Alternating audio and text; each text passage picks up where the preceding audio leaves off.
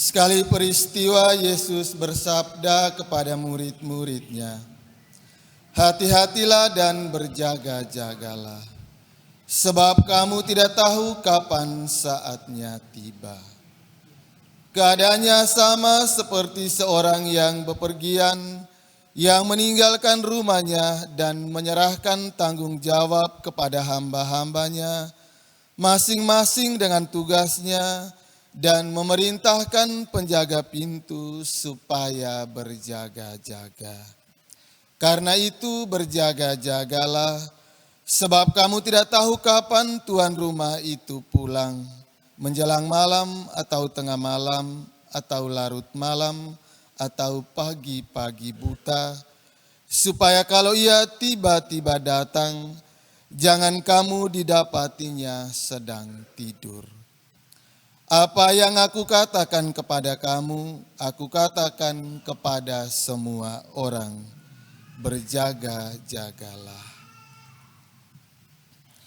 Demikianlah sabda Tuhan.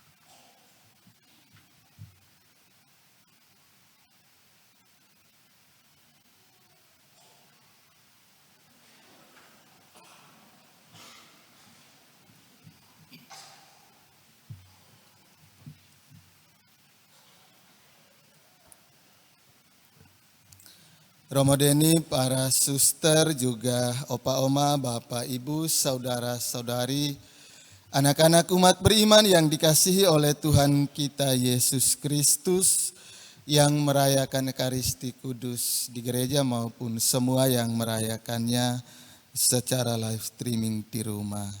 Selamat pagi dan selamat hari Minggu untuk kita semua. Semua sehat. Puji Tuhan. Anggota KOR apa kabar? Seragam baru ya.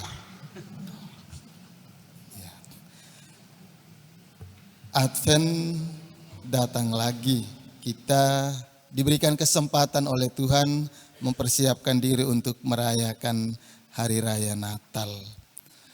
Kitab Yesaya dalam bacaan pertama tadi menggambarkan kepada kita dosa membuat manusia terpisah atau terlepas dari Allah. Yesaya menggambarkan dosa itu ibarat daun ya. Daun kalau terlepas dari tangkainya tidak punya lagi pegangan.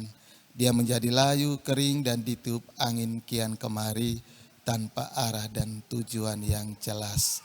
Ketika kita jatuh dalam dosa dan kesalahan yang terus-menerus sama, kita ibarat daun yang terpisah dari ranting, dari tangkainya, dari Allah.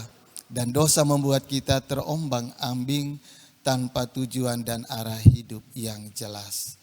Bangsa Israel setelah Adam dan Hawa jatuh dalam dosa, dosa warisan itu diwariskan turun-temurun. Bangsa Israel terombang-ambing tanpa pegangan yang kuat dan akhirnya mereka terjerumus terus-menerus dalam dosa dan kesalahan yang sama. Melihat nasib manusia yang tanpa arah dan tujuan yang jelas, Allah tidak sampai hati. Maka Allah menjanjikan seorang penyelamat, Immanuel, Sang Juru Selamat yang kemudian hadir dalam diri Tuhan kita Yesus Kristus. Maka pada perayaan Advent kita diingatkan bahwa pintu surga yang tertutup akibat dosa dibuka kembali oleh Tuhan kita Yesus Kristus. Maka kita diingatkan dan disadarkan kembali supaya bertobat, berubah, meninggalkan cara hidup yang lama, memperbaharui hati dan hidup untuk selalu dan senantiasa melekatkan diri dan hidup kita pada Allah. Maka Ekaristi Kudus yang kita rayakan setiap hari dan setiap hari Minggu adalah kesempatan bagi kita untuk senantiasa melekatkan diri dan hidup kita pada hidup Allah, agar kita juga memiliki hidup abadi sebagaimana yang telah Yesus wariskan kepada kita lewat pengorbanannya di kayu salib. Maka Paulus mengingatkan kepada kita supaya kita harus bangun dari tidur. Karena kita bukan anak-anak gelap, tetapi anak-anak terang. Dan seringkali kita menikmati dosa tanpa kita sadari bahwa itu adalah dosa. Dan dosa itu membuat kita nyaman. Maka di masa Advent, minggu yang pertama Paulus mengingatkan kita untuk segera bangun. Karena kita anak-anak terang. Dosa menghalau kita dari terang menuju kegelapan. Dosa membuat kita terpisah dari Allah. Dan Yesus dalam Injil tadi mengajak kita untuk berjaga-jaga. Kukatakan kepadamu, berjaga-jagalah. Berjaga-jaga bukan berarti kita tidur atau duduk di atas sofa baring-baring sambil main TikTok, atau sambil main game online, atau sambil main Instagram atau Twitter dan lain sebagainya. Bukan berarti kita bersikap pasif, tetapi berjaga-jaga di sini kita diminta untuk aktif mengambil bagian dalam pewartaan. Membenahi seluruh hidup kita yang mungkin selama ini membuat kita nyaman dan kita tidak sadari bahwa itu adalah dosa.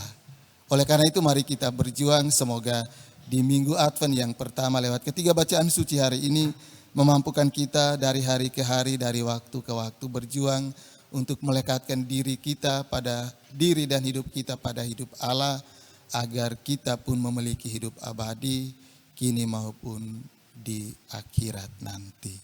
Semoga.